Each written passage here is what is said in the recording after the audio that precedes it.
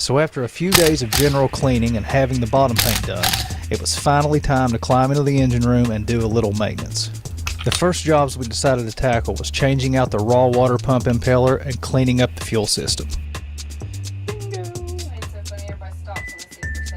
The Rinker had been sitting for a year or so without much use, and in that time, the throttle body injection system on our small block V8 had gotten a bit crusty.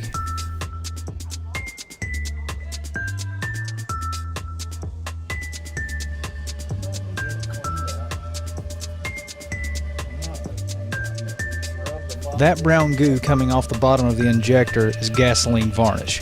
It's a sure sign of lack of use and a potential performance hindrance.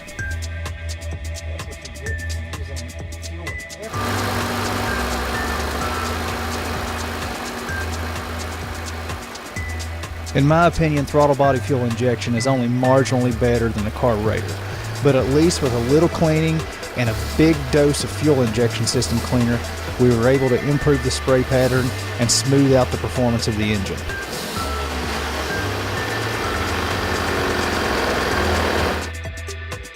Next up was an oil change. I used this vacuum oil extractor and it worked pretty well. But one thing I can tell you is that the process goes a lot faster if you get the engine up to temperature and thin out the oil a little bit. Considering its condition, the old oil filter came off a lot easier than I expected. For the new oil filter, I went with one of my old standby choices, a Napa Gold. For the oil, I selected Valvoline 15W40 Heavy Duty Diesel. Oils designed for diesel engines are typically more robustly formulated and better suited to the continuous duty cycles seen in marine engines. Finally, it was time to change the outdrive oil. This stuff is super viscous and it takes a long time to drain.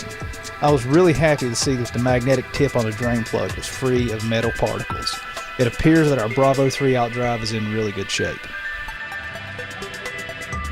Removing the fill plug does help speed things up, but you're still going to have plenty of time for a cold one before this stuff is finished draining. Having a pump of some type is pretty much necessary to complete this job, and as you can see, we ended up using Quicksilver 90 weight gear lube.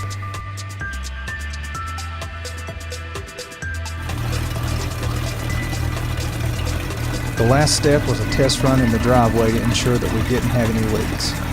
With everything checking out, it was time to splash options and get her back in her natural environment.